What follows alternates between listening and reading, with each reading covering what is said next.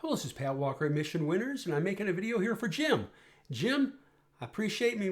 Thank you for letting me work for you, and I mean that, sir. Also, I like your comments. Keep going with them. Keep rocking, buddy. Do you ever buy? And this is a question you ask. Do you ever buy on a cup completion cheat? How do you pick the entry spot? And I think I know what you mean. So I was looking and go, well, this kind of had a cup completion sheet, was Amazon. When Amazon was pushing through, was working up the right side, we picked some up here, as you know. We picked up more here, as you know, and then it completed it, and I could buy more, but my thought was this: I got a great price here and here. I don't want to screw it up.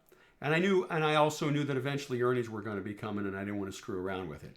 But here's one of the best tactics I've ever found is, yes, buying breaking through the cup, sure, but there are other entry patterns in here, just like there was on this one, that allowed us to catch it down lower. And always simple patterns that a sixth grader could see and understand. You know why I say that? Because I want everybody to see what we see. Why? Because it increases the odds that they're going to act on it also. I'm always looking for those. Here's one, you probably remember this one, Alibaba, from way back here. And you can say, well, geez, I don't really see squat here. But when I shrink that chart, you go, I still don't see anything. Now we see it. Going across this line right here.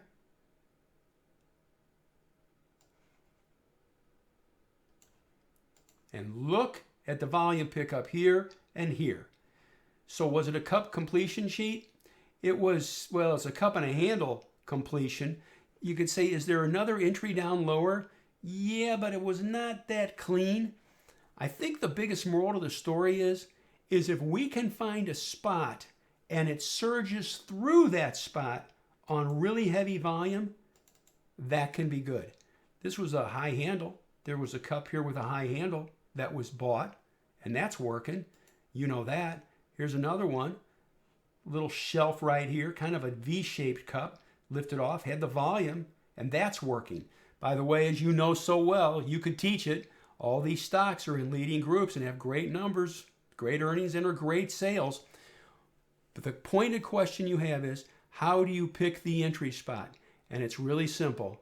I am always looking for a couple of day base or longer that's clean and simple that everybody can see. And by Jove, when it's pushing through the top of that line, it's doing it on volume. They voted. I want voting. I want people seeing what we seeing, and they're buying. The last point I'll make is this. Cups without handles have higher failure rates than cups with a handle. And let's think about that for a second. You probably know this, but it's important. So the stock runs up and it drops, and people go, good Lord, I'm getting killed. Comes back up, meanders around, wiggles around here a little bit. What's happening here?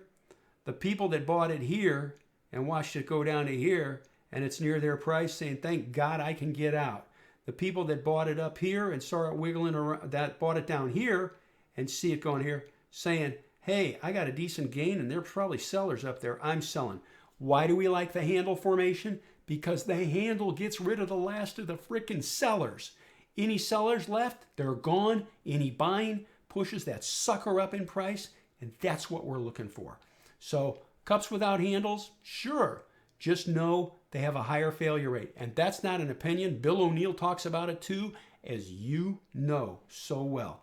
So I'm always looking for a spot, though, that makes sense. Knowing that a cup without handle has a higher failure rate. So what's our solution to that problem? A, don't do it. B, do less shares. And I found that that works, and it helps us.